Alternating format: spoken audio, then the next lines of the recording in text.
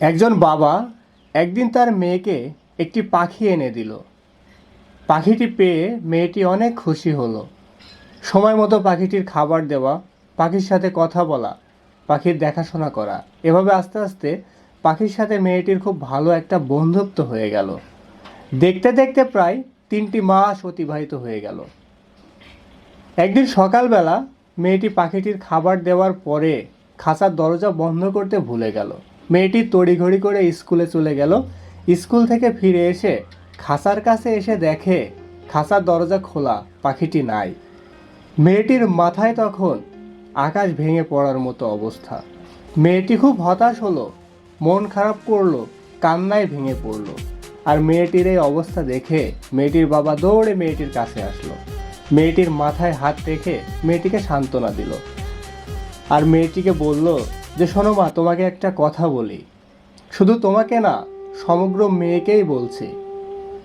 সামান্য একটা পাখি তুমি পুষেছো, তাও মাত্র 3 মাস। এই 3 মাসের মধ্যে এই পাখিটির প্রতি তোমার যে মায়া জন্মেছে, তো তোমাদেরকে সেই তোমরা ভূমিষ্ঠ হবার পর থেকে আজ 15 বা 20 বছর ধরে তোমাদেরকে বুকের মধ্যে আমরা আগলে রেখেছি। প্রত্যেকটা বাবা মা প্রত্যেকটা মেয়েকে, তার কন্যাকে বুকের মধ্যে এভাবে কিন্তু আগলে রাখে। তাহলে তোমাদের প্রতি আমাদের কতটুকু ভালোবাসা রয়েছে। আর তোমরা এখনকার মেয়েরা কোনো কিছু না ভেবে প্রেমের সম্পর্কে আবদ্ধ হয়ে যাও। 2-3 মাস প্রেম করার পরে তোমরা মনে করো যে না, এই ছেলেটাই তোমার সব থেকে আপন, একে ছাড়া বাঁচবা না, একে ছাড়া তোমার দুনিয়া অন্ধকার। বাবা মার কথা না ভেবে তোমরা তাদের হাত ধরে চলে যাও।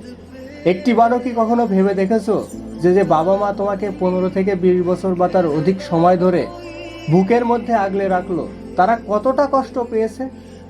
তুমি সামান্য 3 মাস একটি পাখি পুষে যদি এত কষ্ট পাও, যদি কান্না করো, তাহলে যে বাবা মা তোমাকে 15-20 বছর ধরে পুষে রেখেছে, তো তাদের কেমন লাগে সেই সময়? তো অবশ্যই প্রত্যেকটা মেয়েকে তার বাবা মার কষ্টটা বুঝতে হবে। ধন্যবাদ।